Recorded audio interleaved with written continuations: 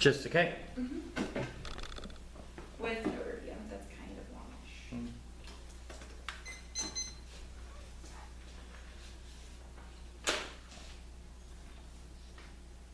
Is everyone good? Yep. Okay. Species is the root cause of oppression. First, the bestialization of animals makes possible the offspring of the human. Other, the exploitation of animals is the model for human oppression. Humans slaughtered animals and did the same to other humans. All forms of oppression begin by denigration made possible by species, and that's the best evidence from the one and see. It also justifies the moral distancing that makes all oppression possible. That's Decca in 9, the Germany intelligent and cultural resistance to European property males between their specialists by distancing themselves from maybe answer this was accomplished by inserting inferior others from themselves and animals as others were evidence was less they were seen as correctly moralists from others humans were animalized to the constructive race contains substance by humans and species difference concealment stereotyping other devices or reducing forward evidence human use made to suffer or killed. We're winning a better explanatory power for things like biopolitical control and the anxiety that causes all of their impacts. Their argument is that anxiety is the linchpin to all violence. We provided a better explanation for the root cause of violence. That means it's a terminal solvency take up to the half regardless of if we win the rest decay and proves the alternative is a better starting point. Theory matters. This wasn't cross-sex. It informs action. It means that we're winning a fundamental flaw with their understanding of the world, which means we should win. Speciesism is the foundation of hierarchies that marks others as inferior and allows suppression. That's Decca. In 6, we read this embodiment of animals because they were figured as different biological bodies. Philosophers died to relegate women to different species, conceded women and mentioned a common human nature, but insisted women were defective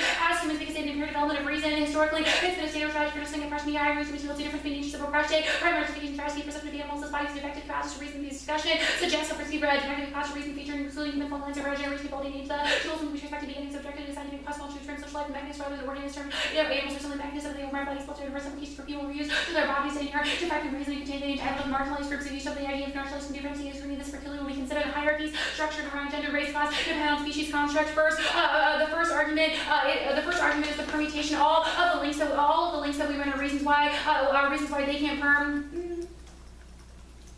I'm actually gonna pull this up in a second.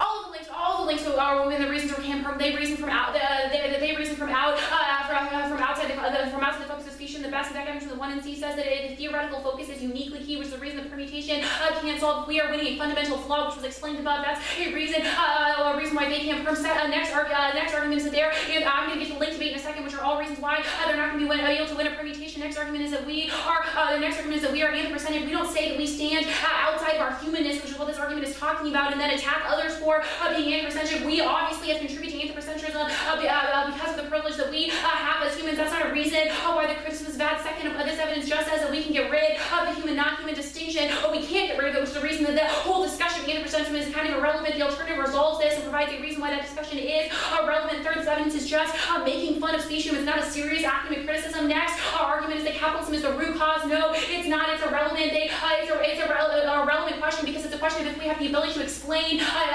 systems of oppression like the affirmative, which is probably a reason that we resolve this. Second of all, they've conceived the alternative solves things like capitalism. That was the best evidence from the 1 and C that the critical animal studies reject the liberal reformist visions rooted in that delusion that we have a rational, violent, unsustainable system that can be created into this rational system like the affirmative attempts to do. We have an understanding that capitalism didn't pioneer reduction of living beings to exploitable resources. It was the domination of the non-human and that dichotomy that was created. The best evidence talks about that created the ancient institutional sources in Western culture that the academic system does not have the ability to actually explain it. They also this evidence just says that the two systems are intertwined. It doesn't make a historical root cause claim that rises to the level of the type of claim that the best evidence makes. Fourth, both of these root cause arguments are really just reasons why the alternative solves it, because neither of them make a definitive root cause claim. They just say the systems are intertwined. That brings me to the Berry evidence. This next piece of evidence about consumption seriously is a net part. It says that acknowledging the non-human divide is key to solving consumptive practice in capitalism, which is our argument. Next argument is that they say without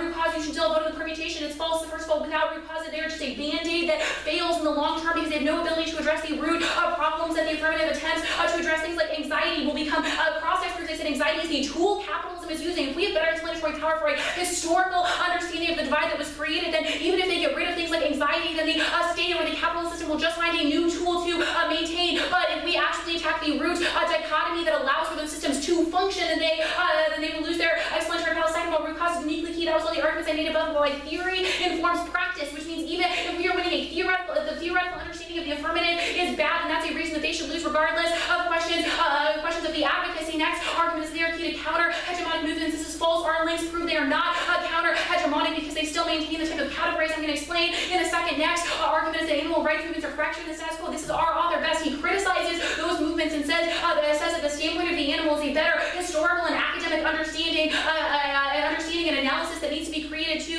resolve those types of disputes. Also, the underlined end of his article is like there are other forms of engaging with these movements that have actually been more collaborative and able to resolve those things. They say there's not no alternative solvency because the app is key to movements. The app uniquely fails. That's going to be on the case debate. But second of all, the alternative resolves things like this. Best says that the correct kind of theory as a starting point for those movements is uniquely key, which means if they have a bad theory, even if they create those types of affinity movements, they don't actually do anything. They say it's an affinity group's disad. There's not a disad. This is just a debate. That's not real. It's only a question of the theory that you are grounded in. Your focus on legalization is uniquely bad because of all the links that we're winning. I'm going to do. Oh my goodness, that's what's wrong. My computer's messing up.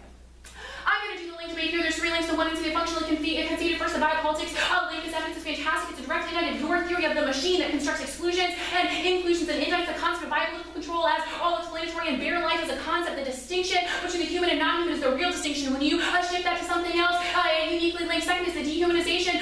Just add the one AC Deck evidence made a couple of claims that human rights discourses, which I'm going to explain specific links to how they do that in a second, but they don't instruct us to purge these sub-human categories, so it keeps that category intact. It also makes an alternative solvency argument that a better strategy would be to eliminate that category by getting rid of the human non-human divide. You also concede the Bell and Russell evidence, which is pretty bad. It's not just a link of emission. It makes a couple of arguments. First, that movements against oppression have proceeded without acknowledgement of structural conditions and connections between human and non-human oppression. The evidence says that studies like the app, the way that biopolitics functions, or the way that race or gender or class functions specifically have ignored the exploitation of non-human beings. Bell and Russell point out that even those calling for rethinking of culturally positioned essentialisms are actually at fault. Second, the reason this is not necessarily a specific example is precisely because the bias is found in omissions and asides of text and assumptions that their authors believe they don't have to defend. Third, this discursive frame of reference is characteristic of critical pedagogy, has infiltrated the way their authors perceive the world, causing human primacy to go unquestioned. Fourth, it makes the argument that oppressive social structures are mutually reinforcing well-established social scripts their authors rely upon that legitimize human domination of non-humans, cause the structures they wish to disrupt. Fifth argument is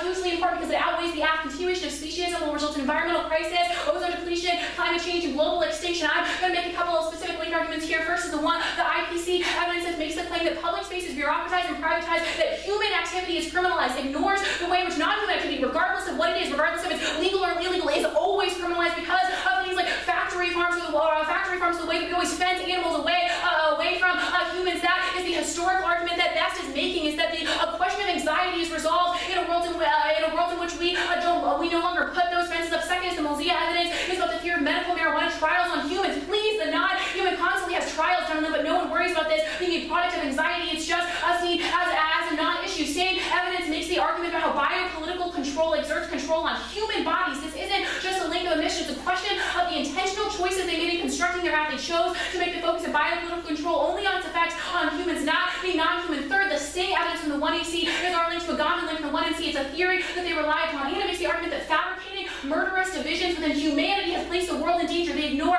the way the fundamental division is creating those numerous other murderous divisions. They say that they don't link the biopolitical argument. I explained that, but they say there's no specific link. That was all the links. I just made the last perm is intrinsic, and that's bad time and strategy. We never be able to win competition because they can always perm out of an identified new parts of the planes. Unpredictable, looking at infinite amount of unpredictable planes. There's no check on abuse because no literature exists. Also reason that you should err on Dagon theory. Last argument is that there's no link to conscious reasoning, that they can do permutation of the app. That fails because all of the links I've carefully constructed. Next they say that they don't feel anxiety. Yes, anxiety is because of the way in which bodies are constructed. The things like the fencing argument I was just making, criminalization of the non-human way we create the base for criminalization of the human. The app is not a first step. That was the theory argument. The alt is not 8%. Seriously, there's no link to wildlife conservation and seeing humans as an opposition to nature, which obviously the alternative doesn't do.